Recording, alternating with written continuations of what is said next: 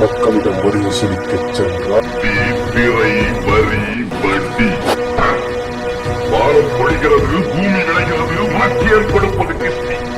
எங்களோட வயலுக்கு வந்தாயா, ஏற்றம் வைத்தாயா, நீர்வாட்சி நெடுவயல் நிறைய கண்டாயா, நாற்று நட்டாயா, களைபறித்தாயா, கரணிவாள் உணவதற்கு கண்டிக்கரையும் சுமந்தாயா, அங்கு கொஞ்சு விளையாடும் எங்குல பெண்களுக்கு மஞ்சள் அரைத்து பணிபுரிந்தாயா என்று வசனம் பேசுகிறார்கள்.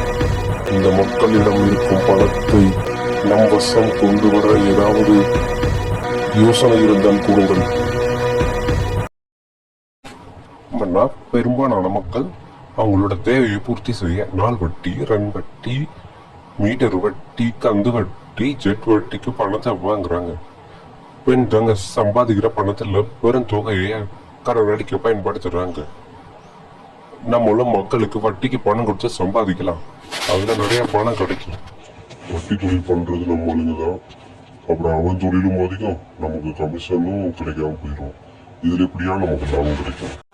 இந்த கடன் கொடுக்குற தொழில ஒரு அங்கீகரிக்கப்பட்ட தொழிலா மாற்றுவோம். நம்ம ஆளுங்க எல்லாத்தையும் அங்கீகரிக்கப்பட்ட முகவர்களா மாற்றி அவங்களுக்கு நம்ம கம்மி வட்டிக்கு பணம் கொடுப்போம். அதே அவங்கள மக்களுக்கு அதிக வட்டியில கொடுக்க சொல்லுவோம். நம்ம மக்கள் கிட்ட போய் நம்மகிட்ட கடன் வாங்கினா கம்மி வட்டி, கம்மி தொகை கிடைக்கும். அதே நம்ம அங்கீகரிக்கப்பட்ட முகவர்கள்ட்ட வாங்கினோம்னா நிறைய பணம் கிடைக்கும், கொஞ்சம் வட்டி அதிகம்னு சொல்லுவோம்.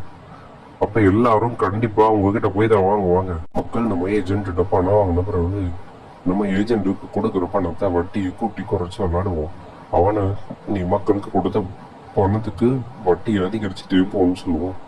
இதனால மக்கள் வர வழியே இல்லாம சம்பாதிக்கிற பணத்தை எல்லாத்தையும் நம்ம தான் கொடுத்தே ஆகணும்.